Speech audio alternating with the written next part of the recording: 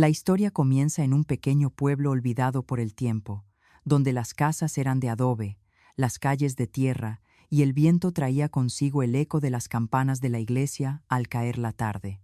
En aquel rincón humilde del mundo nació María, la hermana mayor, primogénita de una familia numerosa que siempre luchó contra la pobreza. Desde niña, María conoció la dureza de la vida. Mientras otros niños jugaban en los campos persiguiendo mariposas, ella ya aprendía a cargar agua desde el pozo, a encender el fuego con leña húmeda y a cuidar de sus hermanos pequeños. Sus manos, todavía pequeñas, se curtieron pronto con los callos del trabajo. A pesar de la miseria, en esa casa existía un valor que los unía: la unión familiar. Las noches eran frías, pero alrededor de la mesa de madera gastada, la familia compartía historias, risas y pedazos de pan duro que parecían banquetes cuando se repartían con amor. En aquellos días, la esperanza parecía más fuerte que el hambre. Con el paso de los años, la carga sobre María se hizo más pesada. Sus padres, envejecidos por el trabajo en el campo, dependían cada vez más de ella. Su rol ya no era solo el de hija, sino también el de segunda madre, el de pilar invisible que sostenía a todos sin quejarse.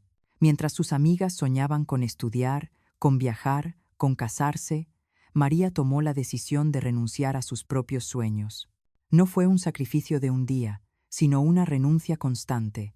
Cada mañana que salía a trabajar en casas ajenas, limpiando pisos ajenos, cuidando hijos ajenos, lo hacía pensando en sus hermanos. Con lo poco que ganaba, compraba cuadernos, zapatos y comida.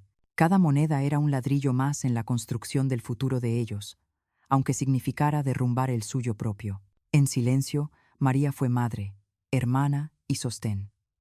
Era la primera en levantarse, encendiendo el fuego antes de que el sol asomara, y la última en acostarse, lavando la ropa de todos en un río helado. Sus hombros soportaban un peso que nadie más veía.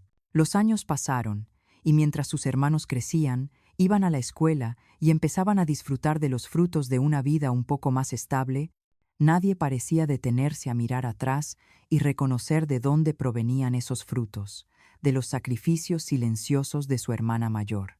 Ella guardaba en su corazón una tristeza callada, ver cómo sus propios sueños se apagaban. Hubo un tiempo en que quiso estudiar enfermería, soñaba con vestir un uniforme blanco y ayudar a los demás, pero entendió pronto que no podía permitirse ese lujo. Cada peso que entraba en la casa tenía un destino: pagar medicinas para su madre enferma, herramientas para su padre agotado, libros para los más pequeños. Su vida fue una sucesión de renuncias, pero también de un amor inmenso. Un amor que no necesitaba palabras, que se expresaba en cada plato de comida servido, en cada herida curada, en cada noche de desvelo cuidando la fiebre de sus hermanos. Era el sacrificio silencioso de la hermana mayor, una existencia entera dedicada a los demás, a costa de sí misma. Nadie lo agradecía de verdad, porque todos creían que ella estaba cumpliendo con una obligación natural. Pero en el fondo, ella sabía que estaba entregando su vida entera sin esperar nada a cambio, más allá de ver a su familia salir adelante. Ese fue el cimiento de toda la historia. Una mujer que lo dio todo, que se vació de sueños para llenar de esperanzas a los demás. Sin embargo, el destino cruel le tenía preparada la herida más profunda: la traición de aquellos mismos hermanos a quienes había entregado su juventud. Los años pasaron y el tiempo, que no perdona a nadie, fue debilitando a los padres de María. Aquellos que alguna vez trabajaron bajo el sol y la lluvia para sostener a la familia, ahora apenas podían levantarse de la cama. Las enfermedades, la vejez y la pobreza fueron consumiendo su fuerza poco a poco. María, como siempre, fue el sostén silencioso. Ella fue quien cuidó a su madre en las noches de fiebre, quien preparó tés y sopas para su padre, quien vendió hasta la última joya heredada para comprar medicinas. Mientras tanto, los hermanos menores, ya adultos, comenzaban a construir sus propias vidas, alejándose cada vez más de la responsabilidad familiar. Finalmente, llegó el día que María temía. Primero murió su madre, con una expresión de paz en el rostro, como si confiara en que María seguiría cuidando a todos. Poco después, su padre la siguió, dejando la casa en un silencio insoportable. El dolor de la pérdida fue profundo, pero para María fue también el inicio de un nuevo tormento. La herencia, esa palabra que siempre divide familias, apareció como un fantasma. La casa donde todos habían crecido, el pequeño terreno junto al río, las pocas pertenencias que habían quedado, todo eso se convirtió de repente en un botín. María, ingenua y confiada, pensó que sus hermanos reconocerían su sacrificio, que entenderían que ella había entregado su vida para que ellos pudieran estudiar, crecer y salir adelante. Pero la realidad fue cruelmente distinta. Los hermanos, impulsados por la ambición, comenzaron a reunirse en secreto.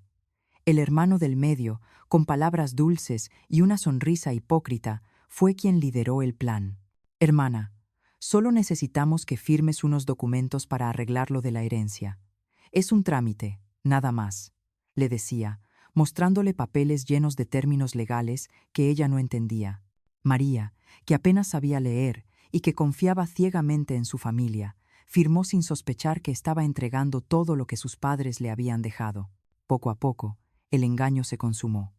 La propiedad pasó a nombre de los hermanos menores, quienes ya habían decidido vender parte del terreno.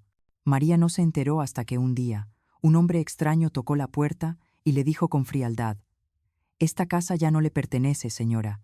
Tiene que desalojar en 2 semanas». El mundo se le vino abajo. Se quedó helada, con los papeles en la mano, sin entender cómo era posible. Corrió a buscar a sus hermanos, pero ellos, en lugar de darle explicaciones, se escondieron detrás de excusas y miradas frías. «Tú ya diste tu vida aquí. Ahora nos toca a nosotros decidir qué hacer con lo que es nuestro», le dijeron, sin un ápice de vergüenza. María no podía creer lo que escuchaba.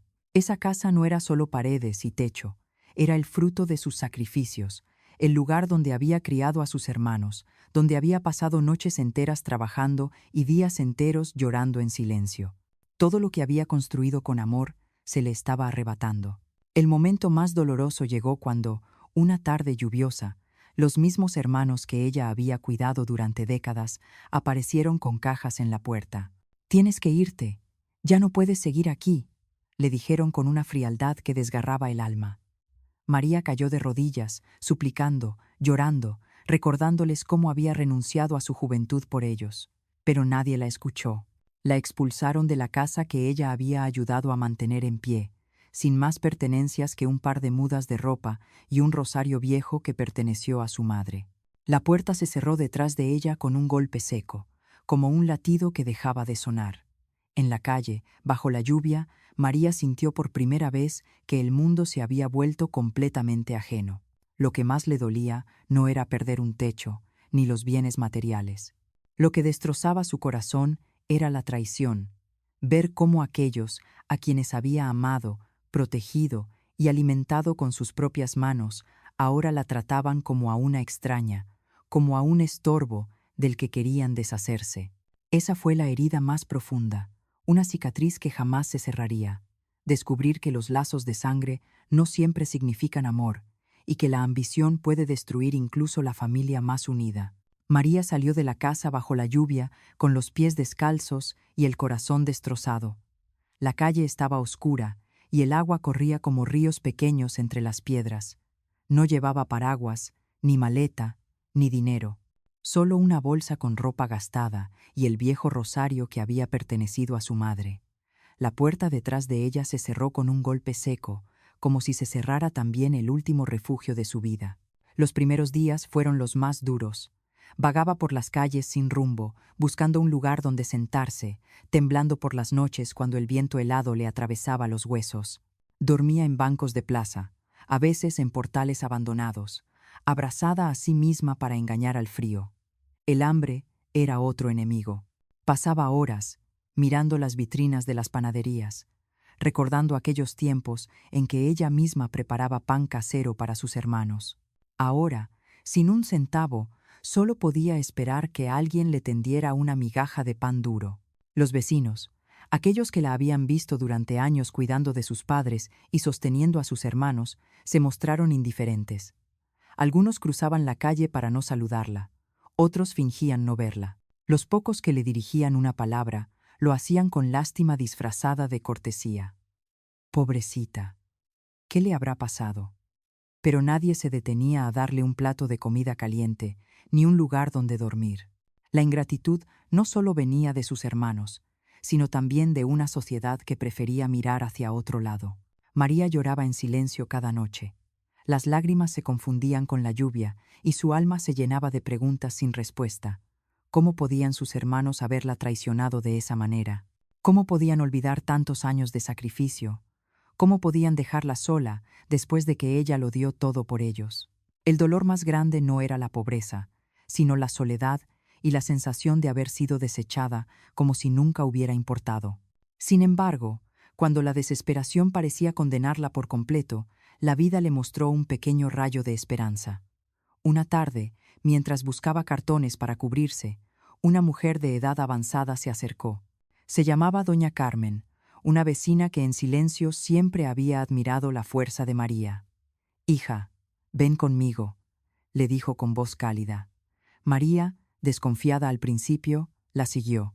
Doña Carmen no tenía riquezas ni lujos, apenas una casita humilde, pero le ofreció un rincón donde dormir y un plato de sopa caliente. Aquella sopa, sencilla y modesta, supo a banquete después de tantos días de hambre.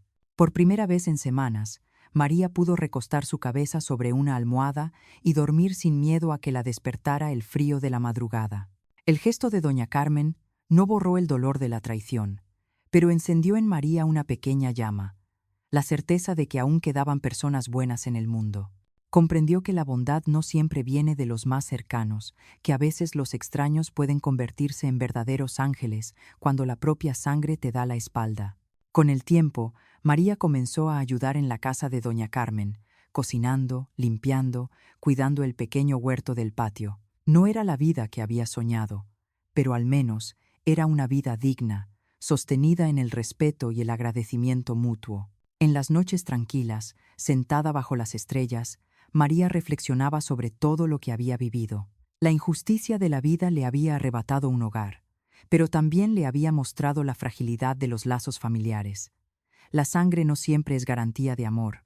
Entendió que la ambición puede convertir a los hermanos en extraños y que el sacrificio, por más grande que sea, no siempre será reconocido. Sin embargo, también aprendió algo más valioso, que la esperanza puede renacer incluso en la oscuridad más profunda, que basta un solo gesto de bondad para recordarnos que la humanidad aún no está perdida. María nunca recuperó la casa ni los bienes materiales que le arrebataron, pero encontró algo que ningún documento ni herencia puede comprar, la certeza de que su sacrificio no fue en vano, porque le enseñó a amar sin esperar nada, y a descubrir que la verdadera riqueza está en la bondad de los corazones sencillos. Y así, aunque la herida de la traición permaneció abierta, María pudo volver a caminar con la frente en alto, confiando en que algún día la vida, o tal vez Dios, le devolvería la paz que tanto merecía.